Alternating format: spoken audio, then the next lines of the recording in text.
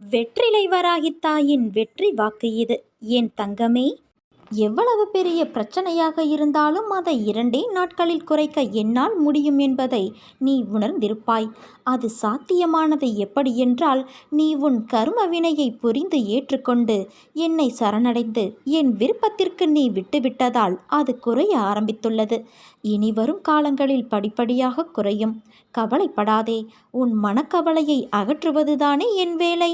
என்னை நம்பிக்கையோடு வணங்கும் உன்னையும் உன் குடும்பத்தையும் நானே காப்பேன். தைரியமாக நீ செய்ய வேண்டியதை செய். அதுவும் நன்மையிலேயே முடியும். வாழ்வில் உனக்கு என்ன இல்லை? எல்லாம் இருக்கிறது என்று நினைத்துக்கொள்.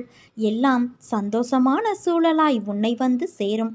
நிம்மதியாக இருக்க நினைத்தால் எதையும் எந்த சூழ்நிலையும் உன்னை விடவும் நீ உன் உயிராய் நினைக்கும் என்னை விடவும் பெரிது எதுவும் இல்லை என்று நினை.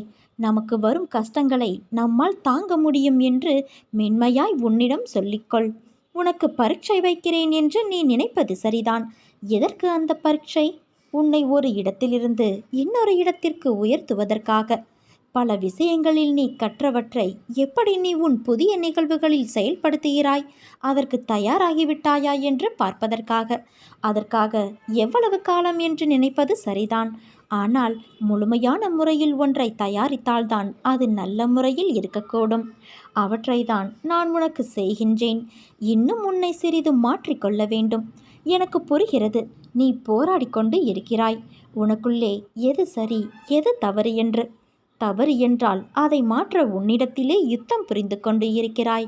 இந்த நிலையற்ற சூழல் எல்லாம் நிறைவான நிலையுள்ள வாழ்க்கையை உனக்கு கொடுக்கத்தான் நான் இந்த குழப்பமான மனநிலையை உனக்கு கொடுத்து கொண்டு இருக்கிறேன். எல்லாம் மாறும், விரைவில் மாறும்.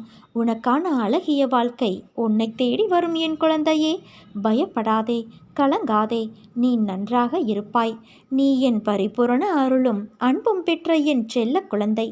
உன்னை விட்டு நான் விலக மாட்டேன். கண்ணால் காண்பதும் பொய், காதால் கேட்பதும் பொய், தீர விசாரிப்பது மெய் என்பது உனக்கு தெரியாதா?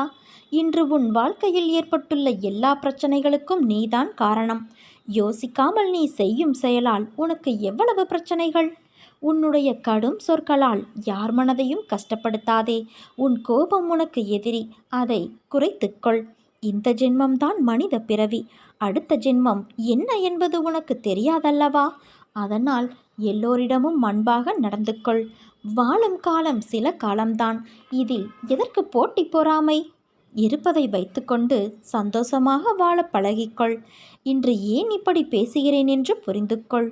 இன்று உன்னுடைய அம்மாவாக நான் பேசவில்லை, உன்னுடைய ஒரு நல்ல ஆசானாக பேசுகிறேன். நீ தவறு செய்தால் தண்டிக்கும் உரிமை எனக்கு மட்டும்தான் உண்டு.